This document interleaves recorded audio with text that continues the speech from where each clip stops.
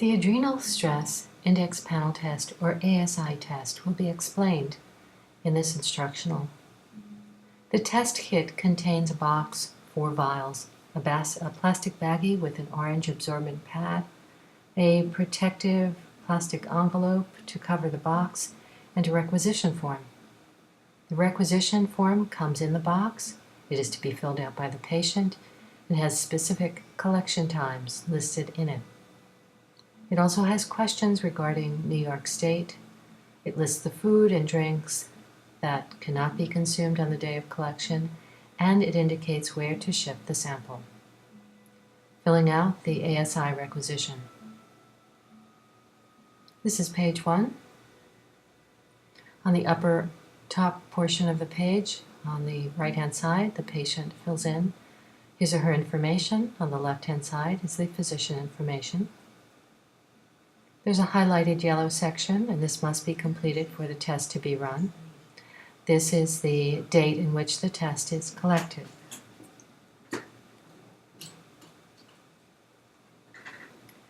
The ASI should be circled on the middle of the page, indicating that this is the test to be run, Adrenal Stress Index Panel. The billing section can be filled in either by the physician, in which case that would be number 1, or by the patient, and that's section 2 or 3. At the very bottom of this page is a very important section. It must be filled in for the test to be run. The question is, are you a resident of New York State? Yes or no? Was the specimen collected in New York State? Yes or no? If the answer to either of these questions is yes, the test cannot be run. In either case, these questions must be answered for the test to be run. Page 2. On the upper right-hand portion of page 2, there is another place to put in the collection date. There is also a place to list the time in which any meals or snacks have been consumed.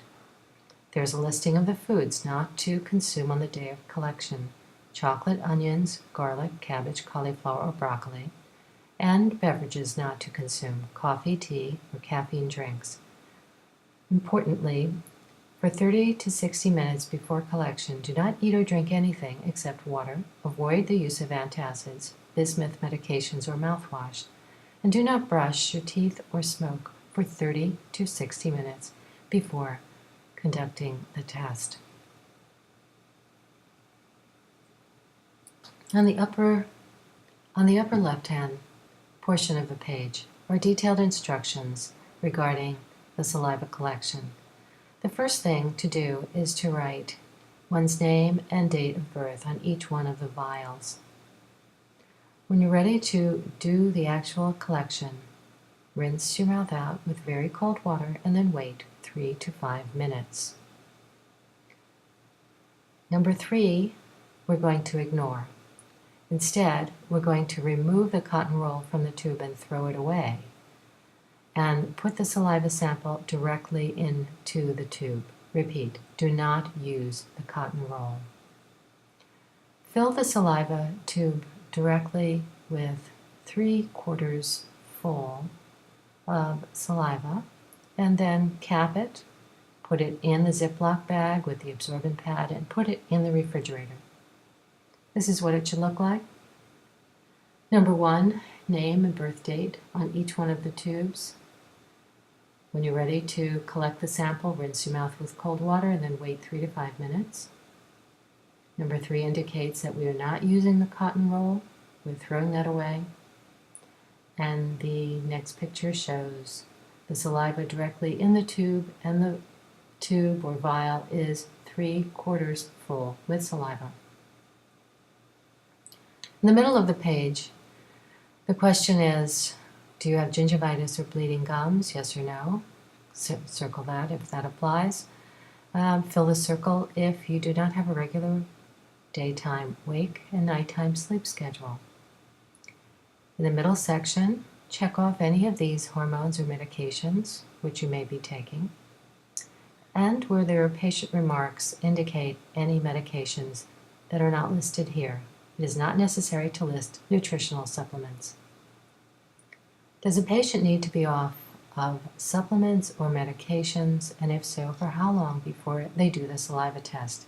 In general, the answer to this question is no. You can do the test when the patient is taking their regular vitamins and supplements. What about over-the-counter or prescription hormones?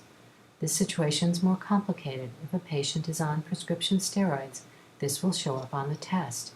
This would apply to steroid creams, steroid injections, synthetic steroids such as dexamethasone and prednisone. The physician must decide between a measurement of what the patient is currently doing or a clean baseline measurement. To obtain a clean baseline, the patient must be off all over-the-counter hormones for 4 to 6 weeks. This will allow for clearance and readjustment of their system. Is there any other information that would enhance the value of the test results? Yes, to get really accurate information, have the patient write on a separate piece of paper what they took in the way of vitamins, supplements, or medication, and when, in relation to the blood and saliva sampling.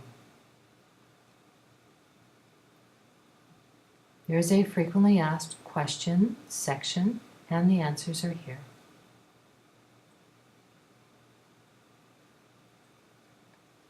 Once all 4 vials have been filled with saliva to the 3/4 mark, pack all the vials in the small baggie with a protective orange pad, seal the bag, and place them in the box with the requisition form.